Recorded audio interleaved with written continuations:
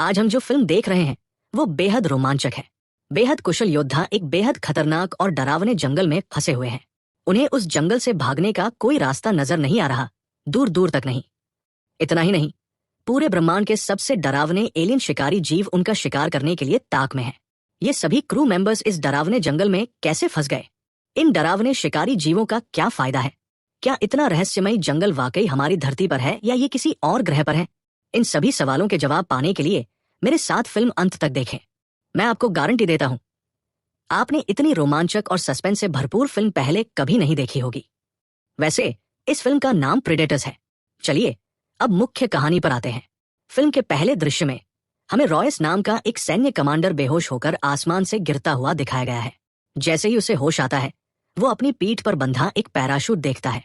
किसी तरह बड़ी मुश्किल से वो जंगल के बीचों बीच उतर पाता है।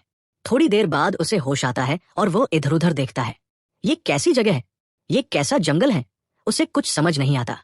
दरअसल उसे ये भी नहीं पता कि वह आसमान से क्यों गिरा, उसे किसने गिराया। जब वह उसी जंगल में देख रहा होता है, तभी एक और आदमी पैराशूट लेकर नीचे आता है। वह भी बहुत उलझन में है, इसलिए वह रॉयस की ओर बंदूक तान देता है। तुमने मुझे आसमान से धक्का दे दिया होगा। फिर रॉयस भी उसे समझाने की कोशिश करता है, मैं भी तुम्हारी तरह आसमान से गिरा हूं। जब वे बात कर रहे होते हैं तो एक और आदमी वहां नीचे आता है, लेकिन उसका पैराशूट काम नहीं करता, यानी वो मर चुका है। वैसे इस आदमी का नाम कुचलो है। वो मैक्सिकन माफिया का एक गैंगस्टर है। जब वे बात कर रहे होते हैं तभी कोई उन पर मशीन गन से गोलियां चलाने लगता है। रॉयस पलटकर उस आदमी के पीछे जाता है और कहता है, तुमने गलत लोगों पर हमला किया है, हम तुम्हारे दुश्मन नहीं हैं। तभी उसे एहसास होता है कि ये आदमी भी बाकी दोनों की तरह पैराशूट से उतरा है। उसका नाम निकोलाई है। निकोलाई कहता है, मैं एक रूसी सैनिक हूं। जब मुझे लड़ना था तो मुझ पर एक नीली रोशनी चमकी, फिर मेरी नींद खुली और मैं आसमान से गिर रहा था। जब वे सब देख रहे थे कि यह कैसा जंगल है, तो उन्हें वहां एक लड़की दिखाई दी। उसका नाम इसाबेल है। वह इजरायली सेना में एक स्नाइपर थी। उसका भी अपहरण कर लिया गया था और उसे पैराशूट से यहां उतारा गया था। फिर रॉयस उससे पूछता है, अब हम कहाँ हैं? क्या तुम एशिया में हो? यूरोप में? तब इसाबेल कहती है, मैंने यूरोप और एशिया के सारे जंगल देखे हैं, लेकिन वे जंगल ऐसे नहीं थे। यह कोई और जंगल हो सकता है। अगर ये इस धरती का जंगल है तो ये अमेज़न का जंगल भी हो सकता है। वे सब बहुत उलझन में हैं, सोच रहे हैं कि वे कहाँ पहुंच गए हैं। फिर वह कहती है, मैंने कुछ और लोगों को पैराशूट से आते देखा। फिर वे सब साथ मिलकर बाकी लोगों को ढूंढने निकल पड़ते हैं। यहाँ वे हमें एक और आदमी दिखाते हैं।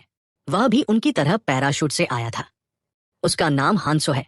वह एक बहुत ही प्रभावशाली योद्धा और शक्तिशाली समुराई है, लेकिन वह किसी से बात नहीं करता। वह स्वयं है। फिर जब वे वहां से थोड़ा आगे बढ़ते हैं तो उन्हें दो आदमी लड़ते हुए दिखाई देते हैं, क्योंकि वे एक दूसरे को अपना दुश्मन समझते हैं। जब उन्हें सच्चाई का पता चलता है तो वे चुप हो जाते हैं। एक का नाम मुम्बासा है, वह भी एक सैनिक है।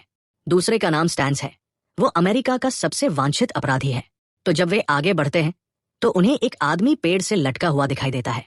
फिर वे उसे वहां से पानी में गिरा देते हैं। वह एक डॉक्टर है, उसका नाम एडविन है। फिर जब वे इस जंगल से बाहर निकलने का रास्ता ढूंढते हुए आगे बढ़ते हैं तो सभी देखते हैं कि हांसो किसी चीज को घूर रहा है। इसलिए जब वे उसके पास जाते हैं तो उन्हें वहां एक बड़ी सी वस्तु खड़ी दिखाई देती है।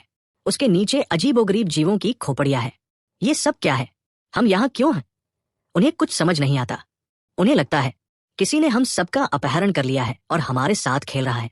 फिर एडविन अपनी राय व्यक्त करते हैं, क्या ऐसा हो सकता है कि हम यहाँ किसी प्रयोग के लिए आए हैं? अगर उन्होंने मुझे बिना मेरी जानकारी के अपहरण किया है तो वे हम पर कोई प्रयोग जरूर कर रहे होंगे। फिर रॉयस सभी को इस जगह की सबसे ऊंची जगह पर ले जाता है, क्योंकि हम जितना ऊपर जाएंगे उतनी ही जल्दी हमें जंगल से बाहर निकलने का रास्ता मिल जाएगा। जब वे सब चल रहे होते हैं, निकोलाई को एक पौधा दिखाई देता है और वो उसे छूने जाता है। तभी रॉयस उसे रोक देता है। ये पौधा बहुत खतरनाक है। अगर इस पौधे के जहर की एक छोटी सी बूंद भी किसी के मुंह में चली जाए तो उसका पूरा शरीर लकवाग्रस्त हो जाएगा। फिर निकोलाई अपनी जान बचाने के लिए रॉयस का शुक्रिया अदा करता है और आगे बढ़ जाता है। वे जंगल से होते हुए एक चट्टान के पास पहुंचते हैं। जब सभी वहां आराम कर रहे होते हैं तो इसाबेल रॉयस को उसकी ओर इशारा करती है।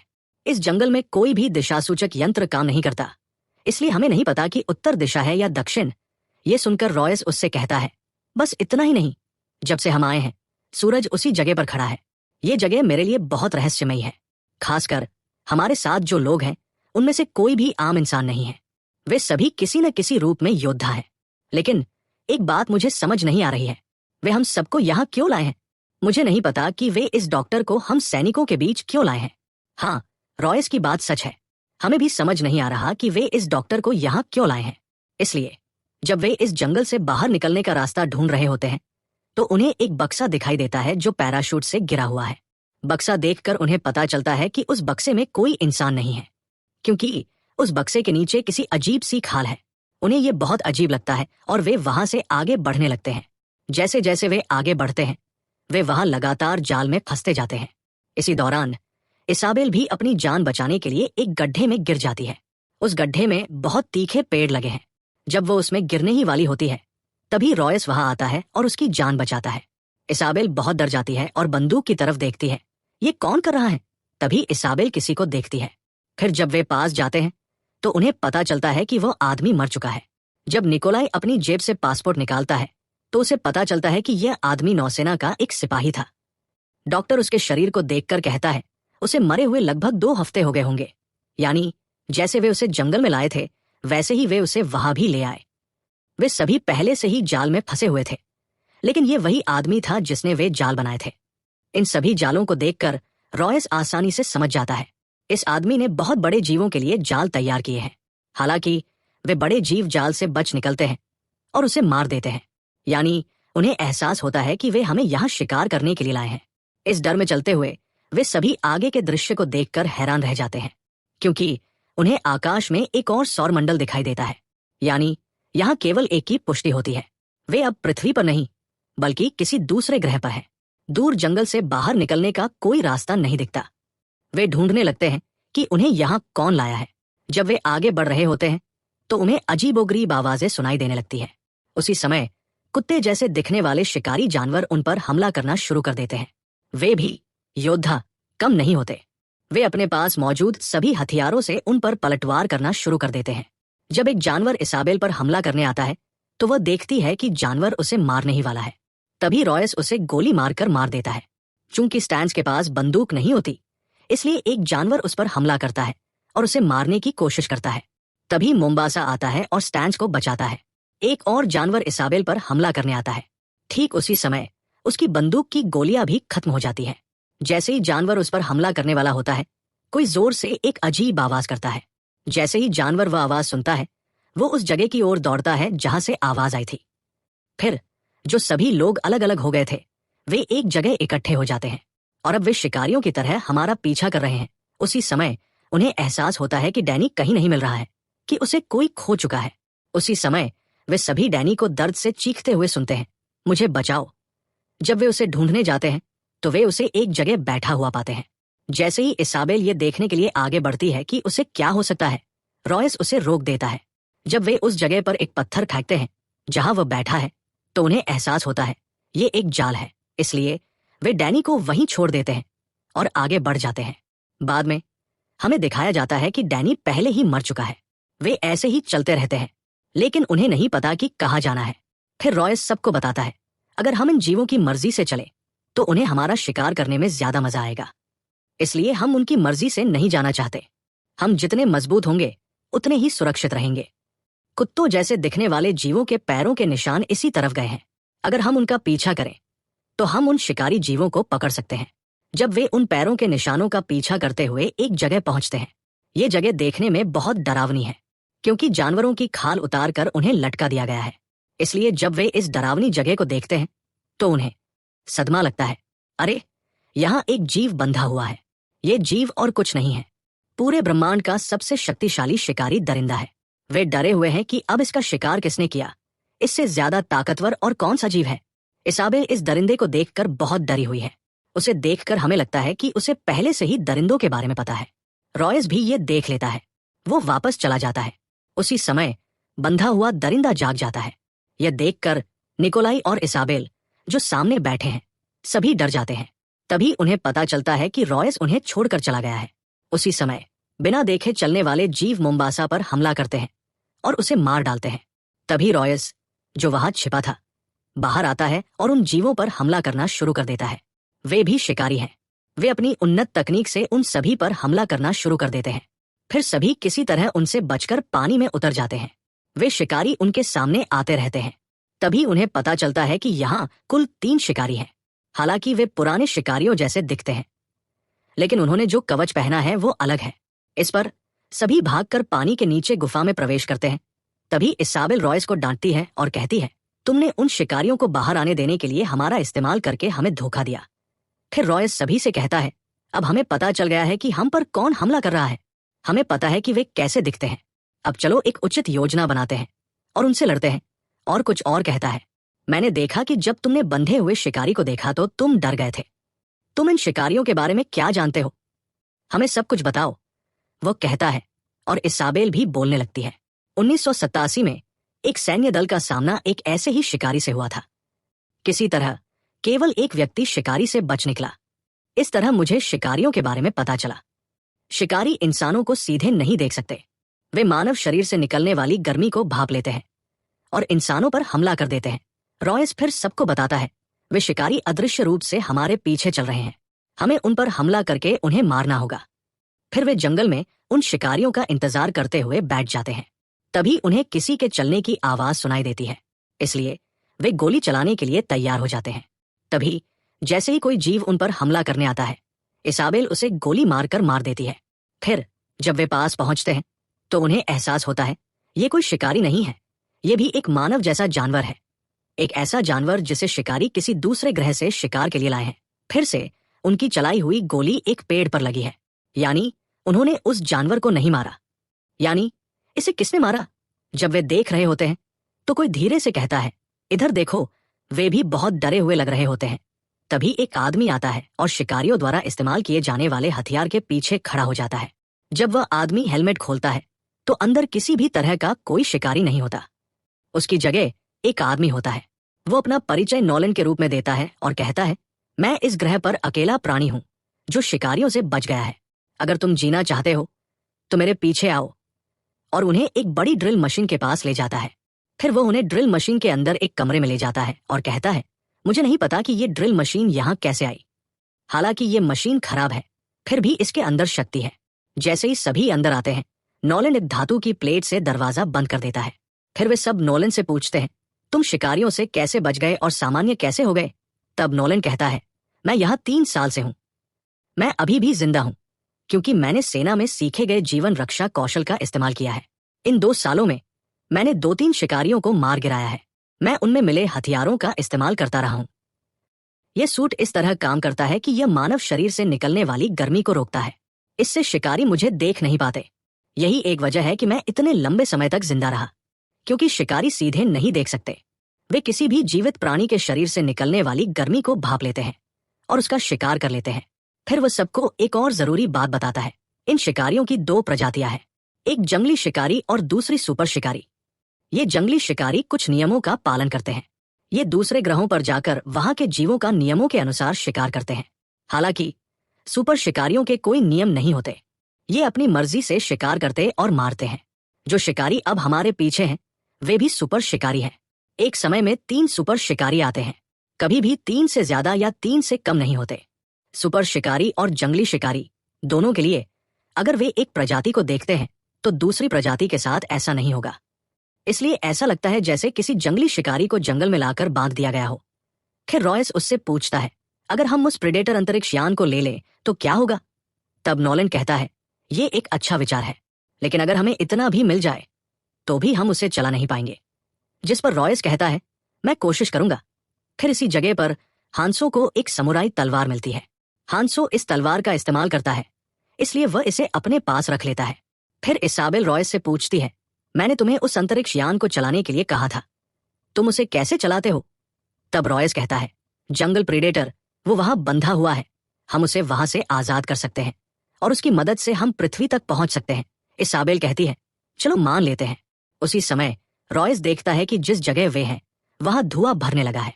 तभी उन्हें एहसास होता है कि नॉलन ने उन सबका दम घोंटकर उनके हथियार छीनने का फैसला कर लिया है। वे कितनी भी कोशिश कर लें, वे बाहर नहीं निकल पा रहे हैं। तभी रॉयस पास में रखी एक बंदूक से जोरदार धमाका करता है। उस धमाके की आवाज सुनकर सुपर प्रीडेटर्स को पता चल जाता है कि यहाँ कोई छिपा है। जब नॉलैंड भाग रहा होता है तभी एक सुपर प्रेडेटर उसके सामने आकर खड़ा हो जाता है। जैसे ही वह कहता है, मुझे तुम्हें ढूंढने में बहुत देर हो गई, प्रीडेटर उसे गोली मार देता है और उसकी कहानी खत्म हो जाती है। इस समय जब सभी को कमरे से बाहर निकलने के लिए धातु की प्लेट हटाने में मुश्किल हो रही होती है, जंगल प्रीडेटर आता है और दरवाजा तोड़कर उन सभी को बाहर निकलने में मदद करता है, क्योंकि अगर वे सब बाहर निकल गए तो उसे उनका पीछा करना पड़ेगा। इस समय सभी बाहर आ जाते हैं और वहां से भागने लगते हैं। हालांकि स्टैन्स अकेला है जो रास्ता भटक जाता है और कहीं और पहुंच जाता है। उसी समय उसे एहसास होता है कि उसके आसपास एक शिकारी है। जब बाकी लोग ड्रिलिंग मशीन से बच रहे होते हैं, डॉक्टर एडविन रॉयस को देखता है और विनती करता है, मुझे भी यहां से निकालो। हालांकि किसी दूसरी जगह जाकर उसे वापस लाना उनकी जान के लिए खतरा हो सकता था, इसलिए डॉक्टर को छोड़कर सभी वहां से भाग जाते हैं। प्रीडेटर कब आएगा और मुझे मार डालेगा? एडविन डर के मारे इधर उधर देखता है और सुपर प्रीडेटर उसके ठीक सामने आ जाता है। जैसे ही उसे लगता है कि वह हमला करके उसे मार डालेगा, निकोलाई वहां आ जाता है और सुपर प्रेडेटर को गोली मार देता है और डॉक्टर को बचाकर ले जाता है। जब वह उसे ले जा रहा होता है, निकोलाई सुपर प्रेडेटर के हाथों में आ जाता है, लेकिन डॉक्टर निकोलाई को नहीं बचाता बल्कि अपनी जान बचाकर भाग जाता है। तभी सुपर प्रेडेटर पास आता है और निकोलाई पर तलवार से वार करता है और उसे उठा लेता है। लेकिन निकोलाई भी कम नहीं है, वो उसके शरीर के अंदर बम सक्रिय कर देता है। फिर निकोलाई के साथ सुपर प्रेडेटर भी मर जाता है। बम विस्फोट बहुत जोरदार होता है, यानी अगर वे किसी तरह वहां से बचकर नहीं निकलते तो उनकी भी मौत हो जाती। स्टैन्स एक प्रेडेटर को मारकर बहुत खुश होता है। उसी समय पीछे से एक लेजर उस पर गिरता है। देखा तो एक और प्रेडेटर वहां आ पहुंचा है। जब वो लेजर रॉयस पर तान रहा होता है, स्टैन्स पीछे से प्रेडेटर पर चाकू से हमला करना शुरू कर देता है। सभी ये सोचकर वहां से भाग जाते हैं कि यही सही समय है। इससे शिकारी बहुत क्रोधित हो जाता है और स्टैन्स की हड्डी उसके शरीर से निकालकर उसे मार डालता है। इस समय समूह के बाकी लोग भाग जाते हैं। उसी समय हमें एक और महाप्रतापी दिखाया जाता है। वो वहां भागे हुए लोगों को ढूंढने आता है। वो अपनी तकनीक का इस्तेमाल करके उनके कदमों को स्कैन करता है और उनका पीछा करता है। इस समय हांसो को लगता है कि कोई हमारा पीछा कर रहा है, इसलिए वो वहीं रुकने का फैसला करता है और बाकी लोगों को आगे बढ़ने के लिए कहता है। फिर हांसो अपनी समुराई तलवार निकालता है और शिकारी से लड़ने के लिए तैयार होता है। शिकारी उसके सामने आ जाता है। दोनों के बीच एक भयंकर लड़ाई शुरू हो जाती है। हांसो उतना साधारण नहीं है जितना वह दिखता है। वो बहुत खतरनाक है। वह शिकारी से लड़ने के लिए अपने मार्शल आर्ट कौशल का इस्तेमाल करता है।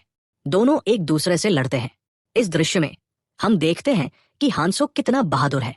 इस समय जब रॉयस, इसाबेल और डॉ एडविन शिकारियों से बचकर भाग रहे होते हैं, एडविन एक जाल में फंस जाता है। उसका पैर बुरी तरह घायल हो जाता है। डॉक्टर खुशी से कहते हैं, किसी तरह मेरी जान बच गई, जबकि रॉयस कहता है, वो जाल तुम्हें मारने के लिए नहीं बल्कि तुम्हें घायल करने के लिए लगाया गया था। अगर हम तुम्हें अभी अपने साथ ले गए तो शिकारी हमें भी पकड़ लेंगे, इसलिए अब हमारे पास एक ही विकल्प है, तुम्हें यहीं छोड़कर अपनी जान बचाए। हालांकि इसाबेल इस बात से सहमत नहीं होती। वो रॉयस से कहती है, मैं किसी को ऐसे मरने के लिए नहीं छोड़ सकती। तुम चाहो तो जा सकते हो। कोई और विकल्प न होने पर रॉयस उन दोनों को वहीं छोड़कर आगे बढ़ जाता है। वहां से रॉयस उस जगह जाता है जहां जंगल का शिकारी बंधा हुआ है और उससे कहता है, मैं तुम्हें यहां से जाने दूंगा, लेकिन तुम्हें मुझे मेरे ग्रह पर ले जाना होगा। जंगल का शिकारी भी ऐसे जवाब देता है मानो उसकी बात समझ गया हो। फिर रॉयस शिकारी को आजाद कर देता है। जैसे ही वो उसे आजाद करता है, वो आकर उसकी गर्दन पकड़ लेता है, लेकिन उसे मारता नहीं बल्कि उसे छोड़ देता है, क्योंकि इन जंगली शिकारियों में कुछ अच्छे गुण होते हैं। वे उन लोगों को चोट नहीं पहुंचाना चाहते जिन्होंने उन्हें बचाया था। जब वे जंगल में घूम रहे होते हैं तो आखिरी बचा हुआ सुपर प्रेडेटर उन्हें पकड़ लेता है। जैसे ही जंगल प्रेडेटर रिहा होता है, वो अपना हेलमेट पहनता है और रॉयस को धरती पर ले जाने के लिए एक अंतरिक्ष यान चालू करता है। इसी समय सुपर प्रेडेटर इसाबेल और डॉ एडविन को एक गड्ढे में घसीट ले जाता है। जंगल प्रेडेटर सुपर प्रेडेटर को देखता है, अंतरिक्ष यान की जांच करता है, यह सुनिश्चित करता है कि सब कुछ ठीक है और उड़ने के लिए तैयार हो जाता है। हालांकि केवल रॉयस ही बच निकलता है। बचे हुए सुपर प्रेडेटर और जंगल प्रेडेटर के बीच एक भीषण युद्ध शुरू होता है। रॉयस अंतरिक्ष यान के पास पहुंचता है और एक पल सोचता है, क्या मुझे इसाबेल और डॉक्टर को लेकर अंतरिक्ष यान में जाना चाहिए? वह कहता है। फिर वह अंतरिक्ष यान के अंदर जाता है। उसे अंतरिक्ष यान के पास आने की आवाज सुनाई देती है और यह स्पष्ट है कि रॉयस अपनी योजना में सफल हो गया है और अंतरिक्ष यान ले गया है। इस बिंदु पर सुपर प्रेडेटर और जंगल प्रेडेटर के बीच काफी देर तक लड़ाई जारी रहती है। सुपर प्रेडेटर जंगल प्रेडेटर पर जोर से वार करता है और उसकी गर्दन काट देता है। जब इसाबेल और डॉक्टर गड्ढे में फंसे होते हैं, एडविन उससे पूछता है, अगर प्रेडेटर मुझ पर फिर से हमला करने आए तो तुम मेरी रक्षा करोगी, है ना? तब इसाबेल कहती है, जरूर मैं तुम्हारी रक्षा करूंगी। अगर मैं तुम्हारी रक्षा नहीं कर पाई तो मैं तुम्हें गोली मार दूंगी, तब तुम प्रेडेटर से नहीं मरोगी। फिर डॉक्टर चुपचाप अपने हाथ में लिए एक छोटे से चाकू से इसाबेल की त्वचा को काट देता है। इससे उसका शरीर धीरे धीरे लकवाग्रस्त हो जाता है, क्योंकि फिल्म की शुरुआत में उसने एक बहुत ही जहरीले पौधे का रस लिया था जिसे निकोलाई छूने गया था। उसने इसाबेल को वो जहर इंजेक्ट कर दिया। अब हम जानते हैं कि प्रीडेटर्स ने अपने सैनिकों के बीच इस डॉक्टर को क्यों लाया है जो इतना खतरनाक है, क्योंकि ये डॉक्टर धरती का सबसे खतरनाक मनोरोगी है। उसे लोगों को तकलीफ देना और मरना बहुत पसंद है। तो अगर आप किसी ऐसे व्यक्ति को लाते हैं जो प्रीडेटर्स के लिए इतना खतरनाक है, तो उन्हें शिकार करने का और भी ज्यादा उत्साह मिलेगा। इसलिए वे उसे ले आए। सुपर प्रेडेटर एक अंतरिक्ष यान को उड़ता हुआ देखता है और अपने नियंत्रण से उसे उड़ा देता है। जैसे ही डॉक्टर इसाबेल उसे मारने वाली होती है, रॉयस पीछे से आ जाता है। हाँ, रॉयस अंतरिक्ष यान में नहीं गया था। डॉक्टर प्रेडेटर को डांटते हुए कहता है, प्रेडेटरों ने उसके साथ कुछ किया है और इस वजह से वो लकवाग्रस्त हो गई है। फिर रॉयस उन दोनों को गड्ढे से बाहर बुलाता है और इसाबेल से कहता है, तुम्हें ये दूसरों को बचाने के लिए मिला है। जबकि डॉक्टर एडविन अपने पास मौजूद एक रासायनिक चाकू से रॉयस पर हमला करने की कोशिश करता है, लेकिन रॉयस अपने ही हाथ से उसे चाकू मार देता है। इससे उसका शरीर लकवाग्रस्त होने लगता है। हाँ, रॉयस भी जानता है कि यह डॉक्टर कौन है। फिर वह उसे घसीटकर एक जगह ले जाता है और उसके चारों ओर बारूद डाल देता है। फिर यह सोचकर कि क्या यहाँ कोई और है, सुपर प्रेडेटर वहां आ जाता है।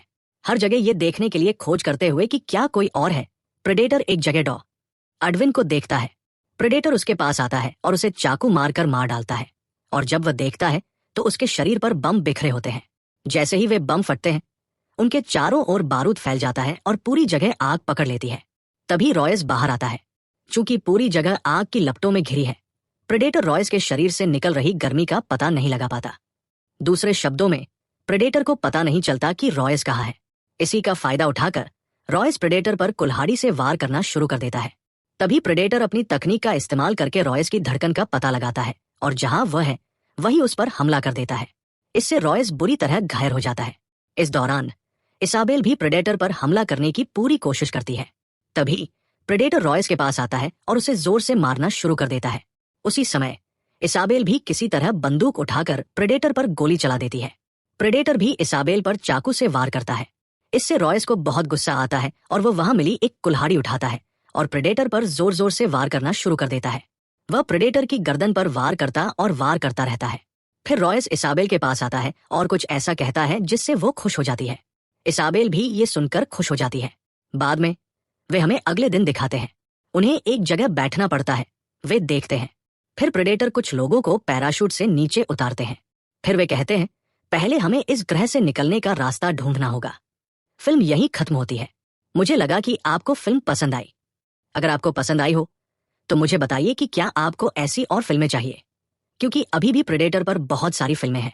देखते हैं, मैं ऐसी फिल्में चुनूंगा जो किसी दूसरी दुनिया में जाए और वहां की सैर करें।